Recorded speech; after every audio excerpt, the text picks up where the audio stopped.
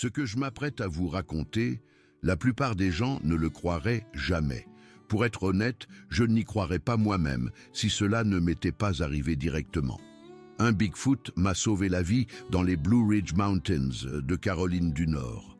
Et il ne s'est pas contenté de me sauver, il m'a parlé, il a communiqué avec des mots que je pouvais comprendre. Et ce que cette créature m'a dit sur le monde a fait voler en éclats toutes les certitudes que j'avais sur la réalité. Je m'appelle Amanda et je suis photographe animalière depuis 15 ans. Je suis quelqu'un qui se fie aux preuves, à ce que mon appareil photo capture. Mais après 3 semaines coincées en pleine nature, avec un être dont la science nie l'existence, j'ai dû reconstruire toute ma perception du réel. Tout a commencé lors d'une expédition en solitaire début octobre. Les montagnes offraient leur spectacle annuel.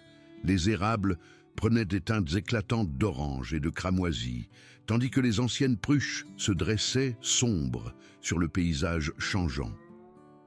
J'étais au 4e jour d'un voyage de 10 jours, parti documenter l'activité de l'ours noir dans une vallée reculée près de la frontière du Tennessee. Le terrain dans cette région est impitoyable, des pentes abruptes couvertes de roches instables, des crêtes étroites avec le vide des 2 côtés, et des passages à gués qui peuvent passer de la hauteur des chevilles à celle de la poitrine. Je marchais depuis avant l'aube, essayant d'atteindre une prairie particulière où j'avais vu des ours se nourrir lors d'une précédente expédition.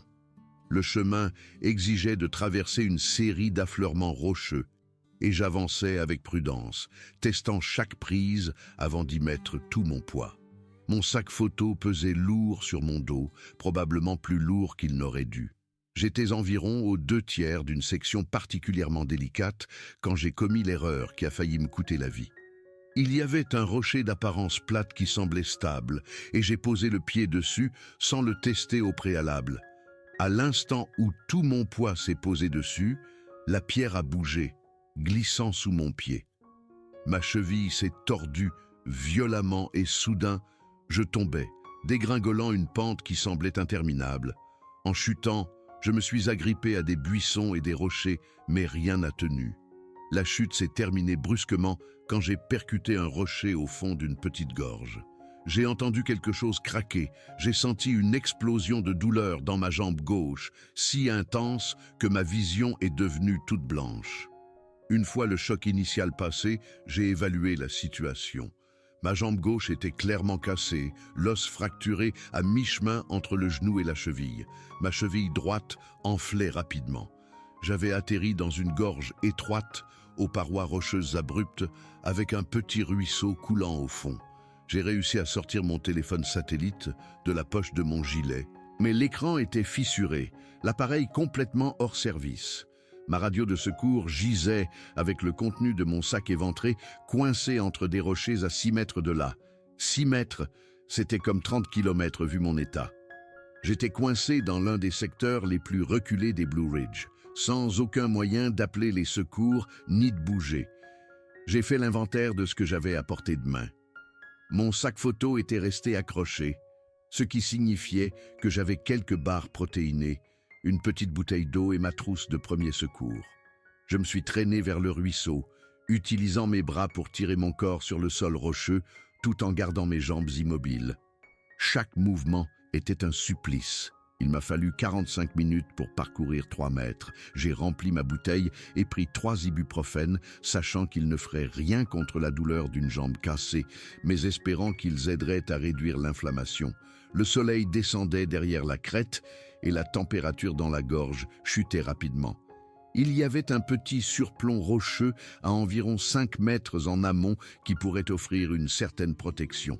Y parvenir semblait impossible, mais rester où j'étais signifiait l'hypothermie assurée. J'ai entamé le processus atroce de me hisser en amont. La douleur était constante et écrasante, une lance de feu blanc qui me transperçait la jambe à chaque mouvement. Par 2 fois, j'ai failli m'évanouir. Le temps que j'atteigne le surplomb, il faisait presque nuit et je tremblais de manière incontrôlable. Je me suis calé dans une position semi-protégée et j'ai essayé de conserver ma chaleur corporelle. La nuit s'est étirée comme une éternité de souffrance. Ma jambe lançait une douleur qui semblait avoir son propre rythme cardiaque. Quand le matin est arrivé, ma situation avait empiré. Ma jambe gauche avait presque doublé de volume, la peau tendue et brûlante. Ma cheville droite était violette. J'ai passé la journée à essayer de faire des signaux de détresse avec un petit miroir, le brandissant vers le ciel. Rien. J'ai essayé de crier jusqu'à en avoir la gorge à vif, mais la gorge engloutissait ma voix. Alors que la deuxième nuit approchait, j'ai commencé à accepter que j'allais peut-être mourir ici. C'est durant cette deuxième nuit que j'ai entendu les bruits de pas pour la première fois. Ils venaient de quelque part au-dessus de la gorge, lourds et délibérés, trop lourds pour un cerf, trop rythmés pour un ours. Puis, j'ai senti une odeur, quelque chose de fort et de sauvage, un mélange de musc et de pain combiné à quelque chose d'organique que je ne pouvais identifier. Les pas se sont arrêtés presque directement au-dessus de moi. Je pouvais entendre une respiration, profonde et lente, la respiration de quelque chose de grand. Puis, le son s'est estompé, s'éloignant à travers la forêt. Je me suis dit que c'était un ours. Ça devait être un ours. Mais les pas n'avaient pas sonné juste, trop réguliers, trop mesurés. Le troisième jour a apporté la pluie, un crachin froid et constant qui a rendu les rochers glissants. Ma jambe empirait, le gonflement remontant vers mon genou, la peau prenant une teinte rougeâtre qui signalait une infection. Cet après-midi-là, j'ai de nouveau entendu les pas. Cette fois, ils se sont arrêtés à un endroit différent. J'ai tourné la tête lentement et c'est là que je l'ai vue. Elle se tenait au bord de la gorge, peut-être à une dizaine de mètres au-dessus de moi, me regardant. Même à travers la pluie, je pouvais voir qu'elle était énorme, mesurant facilement 2,40 m. Son corps était couvert d'une fourrure sombre, d'un brun si profond qu'il en était presque noir. Ses épaules étaient d'une largeur invraisemblable, ses bras longs et musclés, descendant plus bas que ses genoux. Mais c'est son visage qui a captivé mon attention, plat et large, avec une arcade sourcilière proéminente au-dessus d'yeux qui m'observait avec une intelligence indéniable. Je ne sais pas combien de temps nous nous sommes regardés. Elle a penché la tête, m'étudiant. Puis elle s'est retournée et a disparu dans la pluie et les arbres. Je sais ce que j'ai vu. Malgré tout, je sais ce que j'ai vu. C'était un Bigfoot, une créature dont la science nie l'existence, debout, là, à me regarder avec des yeux qui contenaient plus de conscience que n'importe quel animal que j'ai jamais photographié. La pluie a continué toute la nuit. J'étais en piteux état, frissonnant constamment, mes pensées devenaient confuses. L'infection dans ma jambe se propageait, des traînées rouges et menaçantes remontaient au-delà de mon genou. Je sentais mon corps commencer à lâcher. J'ai dû perdre connaissance, car la chose suivante dont je me souviens est la sensation d'être déplacé. Des bras puissants me soulevaient, me berçant contre quelque chose de chaud et de doux. Cette même odeur de musc et de pain était écrasante, mais maintenant mêlée à quelque chose de presque réconfortant. J'ai senti un mouvement, un balancement rythmé, comme si on me portait. Puis le noir m'a de nouveau emporté. Quand je me suis réveillé, j'étais dans un endroit sec. J'étais allongé sur quelque chose de moelleux, et il y avait de la chaleur à proximité, un feu qui crépitait. J'étais dans une grotte. Les parois autour de moi étaient de pierre brute, s'élevant jusqu'à un plafond à environ 3,50 m de hauteur. La lumière venait d'un petit feu qui brûlait près du centre, la fumée montant vers une ouverture naturelle dans le toit. Ma couche était un épais matelas de branches de pin recouvert d'herbes séchées et de mousse. Elle était assise de l'autre côté du feu, m'observant. À la lueur des flammes, je pouvais la voir plus clairement. Son visage était remarquable. Ni tout à fait humain, ni tout à fait singe. Quelque chose d'ancien et d'évolué au-delà des deux. Sa fourrure était d'un riche brun chocolat avec des fils d'argent autour de son visage, suggérant l'âge et l'expérience. J'aurais dû être terrifié. Mais il y avait quelque chose dans sa façon de me regarder, dans le soin qui avait été pris pour me mettre à l'aise, qui rendait la peur superflue. Elle a dû voir que j'étais réveillé, car elle a traversé l'espace qui nous séparait et s'est agenouillée à côté de moi. Elle a tendu une main énorme et a touché mon front doucement, comme une mère vérifierait la fièvre de son enfant. Puis elle a parlé. Le mot était rauque et guttural, mais sans équivoque. Elle a dit « Oh !» J'ai cru que j'hallucinais. Mais elle a ensuite pris un bol en bois rempli de liquide et m'a aidé à boire. L'eau était pure et fraîche, et elle avait le goût de la chose la plus douce que j'ai jamais bue. Les jours ont passé dans cette grotte. Elle a pris soin de moi avec une patience et un dévouement presque maternel. Elle m'apportait de l'eau plusieurs fois par jour. Elle m'apportait de la nourriture, des baies, des racines et des noix au début. Plus tard, de petits animaux cuits sur le feu. Elle a examiné ma jambe, a disparu un moment, puis est revenue avec une brassée de plantes. Elle les a préparées, en broyant certaines entre ses paumes, en écrasant d'autres entre des pierres, en chauffant d'autres encore sur les flammes. Une fois terminée, elle a appliqué un cataplasme sur ma jambe. Ça a piqué au début, puis c'est devenu apaisant, anesthésiant. Elle a enveloppé ma jambe dans des feuilles maintenues par des lanières d'écorce. Ma jambe a commencé à aller mieux presque immédiatement. Les traînées rouges et menaçantes se sont estompées. Le gonflement a diminué. Quoi qu'il y ait eu dans ce cataplasme, c'était plus efficace que n'importe quel antibiotique. L'infection a reculé et l'os a commencé à se ressouder. À mesure que je reprenais des forces, elle a commencé à communiquer davantage. Son vocabulaire était limité, mais s'enrichissait. Elle pointait des choses du doigt et disait leurs noms. Eau, feu, nourriture, jambes, douleur. Je hochais ou secouais la tête. J'ai commencé à lui apprendre d'autres mots en retour. En une semaine environ, elle pouvait communiquer des concepts de base, pas des phrases, mais des mots mis bout à bout. Toi, besoin, eau.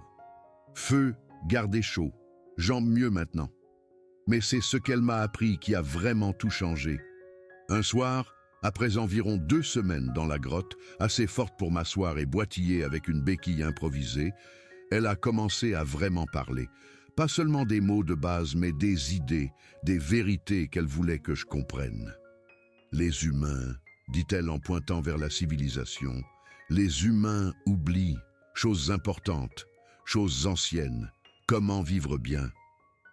Il y en a d'autres, m'a-t-elle expliqué. D'autres de son espèce, dispersés dans les endroits sauvages du monde. Ils sont là depuis plus longtemps que les humains, observant la civilisation humaine naître et s'étendre. Ils se souviennent d'une époque où les humains étaient différents, où nous vivions comme une partie de la forêt plutôt qu'en dehors d'elle.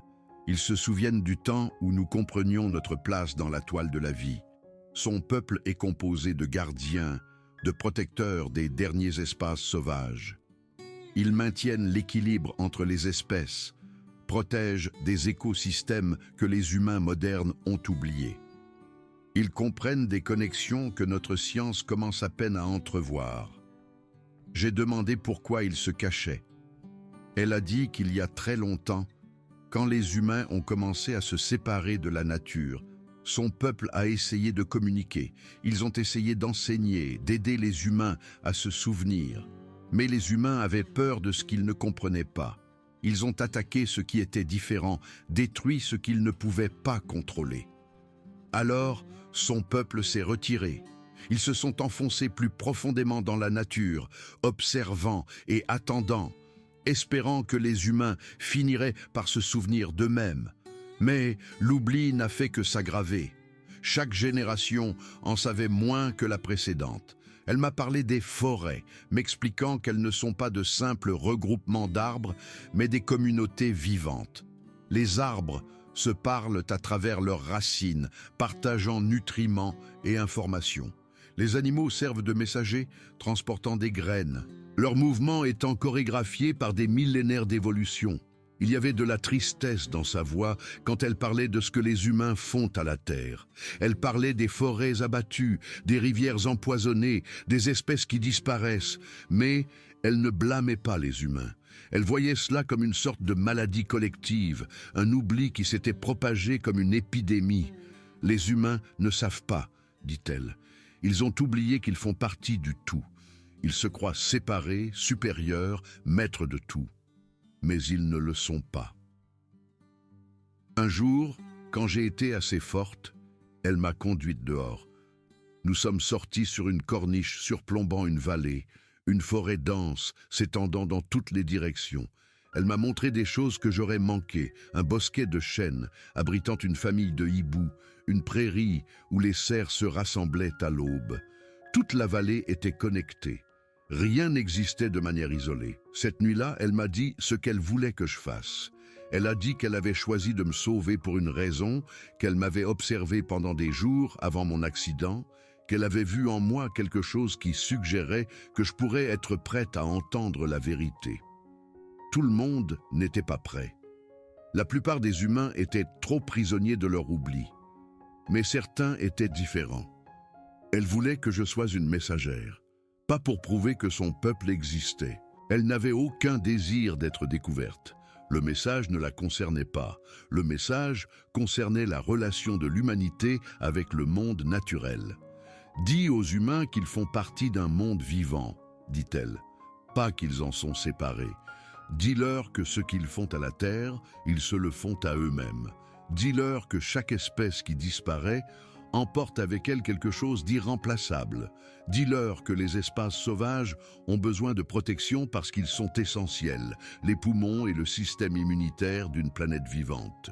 Dis-leur qu'il est encore temps. Les dégâts sont graves, mais pas irréversibles. La guérison est possible si les humains la choisissent. Dis-leur qu'ils ont la responsabilité d'être des gardiens, pas des conquérants. Dis-leur qu'ils ne sont pas seuls, ajouta-t-elle. Il y en a d'autres, des intelligences qu'ils n'ont pas reconnues, qui observent et espèrent. Je lui ai demandé si elle pensait que les humains écouteraient. Elle a dit qu'elle ne savait pas. Les humains ont la capacité à la fois pour une grande destruction et une grande guérison. La capacité qui l'emporte dépend des choix individuels faits par des millions de personnes chaque jour. Chaque choix compte. Le poids accumulé de ces choix détermine l'avenir. Le lendemain matin, elle m'a guidé sur des sentiers que je n'aurais jamais pu trouver seul. En fin d'après-midi, nous avions atteint une crête surplombant une vallée que je reconnaissais, la même vallée où mon camion était garé à un départ de sentier 8 kilomètres plus bas. Elle s'est arrêtée à la lisière des arbres. C'est là que nous devions nous séparer. J'ai essayé de la remercier, mais les mots semblaient inadéquats. Elle a touché mon visage doucement et a dit quelque chose que je n'oublierai jamais. Maintenant, tu enseignes. Aide les humains à se souvenir. Nous observons, nous espérons, nous attendons. Puis, elle s'est retournée et est repartie dans la forêt, disparaissant si rapidement que je n'ai pu voir aucune trace d'elle. La descente m'a pris le reste de l'après-midi. Tout était comme je l'avais laissé des semaines auparavant. J'ai conduit jusqu'à la ville la plus proche et je suis entré dans le poste des gardes forestiers. L'expression sur le visage du ranger m'a fait comprendre depuis combien de temps j'étais parti. Près de 3 semaines. Des équipes de recherche avaient été envoyées, n'avaient trouvé aucune trace. Ils étaient sur le point d'abandonner. Je leur ai raconté une version édulcorée. J'ai dit que j'étais tombé, que je m'étais cassé la jambe, que j'avais trouvé refuge dans une grotte et que j'avais réussi à soigner mes blessures avec des remèdes naturels. Ils semblaient perplexes de voir à quel point ma jambe avait bien guéri. Les radios de l'hôpital ont confirmé que l'os s'était fracturé et s'était, d'une manière ou d'une autre, ressoudé parfaitement, ce qui aurait dû prendre des mois. Je suis retourné à ma vie, mais tout était différent. Le monde que j'avais tenu pour acquis me semblait étrange et pressant. Je remarquais des choses que j'avais ignorées, la façon dont les humains interagissent avec la nature, la destruction désinvolte que nous enregistrons à peine. J'ai commencé à changer ma façon de travailler. Ma photographie est devenue une forme d'enseignement, aidant les gens à voir ce qu'ils perdaient. J'ai parlé plus directement de la conservation, de l'urgence de protéger ce qui reste du monde sauvage. J'ai donné des conférences partout où les gens voulaient être bien écoutés. Je n'ai jamais mentionné ce qui s'était vraiment passé, jamais parlé du Bigfoot. Comme elle l'a dit, la plupart des gens ne sont pas prêts. Mais le message lui-même, la vérité fondamentale qu'elle voulait que je partage, ça, je pouvais le dire. Aujourd'hui, je passe autant de temps que possible dans la nature. Parfois, quand je suis au fin fond des bois, loin des sentiers, je sens cette odeur, musquée et sauvage, de pin et de terre. Je sais qu'elle est proche alors, ou l'un des siens, observant depuis l'ombre. Je ne les vois jamais, mais je sens leur présence. Je suis devenu ce qu'elle m'a demandé de devenir, un pont entre le monde des humains et le monde sauvage. À ma petite échelle, j'apprends aux gens à se souvenir de ce qu'ils ont oublié. C'est un travail lent, qui semble souvent futile. Mais je continue parce que je me souviens de ce qu'elle m'a dit. Que chaque choix compte, que le poids accumulé de nombreux petits choix détermine l'avenir. Le message qu'on m'a demandé de partager est simple, mais profond. Nous ne sommes pas séparés de la nature, nous en faisons partie. Ce que nous faisons à la terre, nous nous le faisons à nous-mêmes. Les espaces sauvages ont besoin de protection parce qu'ils sont nécessaires. Nous avons la responsabilité d'être des gardiens, pas des conquérants. Et il est encore temps, si nous sommes assez nombreux à nous réveiller, à nous souvenir et à choisir différemment. Voilà la vérité que j'ai apprise pendant ces semaines dans la nature, brisée et impuissante, soignée par un être dont la science nie l'existence. Allez dans la nature quand vous le pouvez, ressentez cette connexion, souvenez-vous de ce que vous avez oublié, laissez cela vous changer, laissez cela tout changer.